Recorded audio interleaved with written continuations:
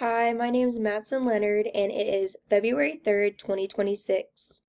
Today I'm going to start by explaining the definition of a zoonotic disease. A zoonotic disease is a disease that can be transmitted from animals to humans. Normally, these diseases originate in animal reservoirs, like rodents and primates, but then can spread to humans through bodily fluids, contaminated materials, and direct contact. That being said, Mpox, formerly known as monkeypox, is a rare but potentially dangerous disease that causes flu-like symptoms followed by a rash. Mpox is caused by a virus called the Mpox virus, which belongs to the orthopox genus. This disease was first identified in humans in 1970 and re-emerged in Nigeria in 2017 after decades of no reported cases. Mpox is closely related to smallpox because both the viruses belong to the orthopox family. That being said, Mpox is less severe than smallpox, but the viruses are genetically similar, which is why the smallpox vaccine is effective against Mpox. Currently, there are two FDA-approved vaccines for Mpox, one of them being Janos. This vaccine is a line non-replicating virus vaccine, which means that it contains a weakened form of an orthopox virus that isn't capable of replicating within the body. Janos works by stimulating the adaptive immune system to produce antibodies and memory cells that recognize orthopox viruses. Since Mpox is closely related to smallpox, the immune system response that is generated by the vaccine provides a cross protection against the Mpox infection. There are methods that are used to prevent the disease, like ring vaccination.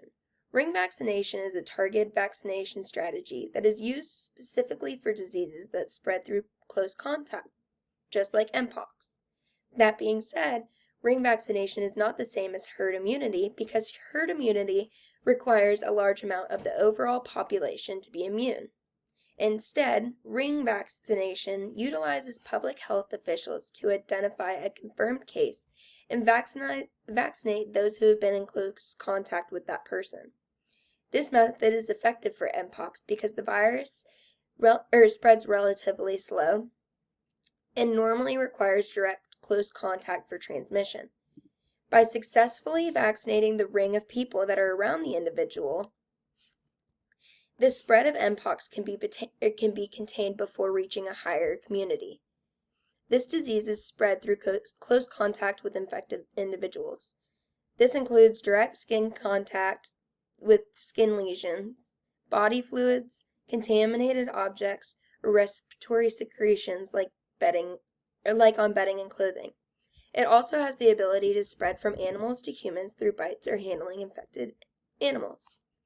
If one becomes infected, the common symptoms begin with a fever, headache, muscle aches, fatigue, and swollen lymph nodes.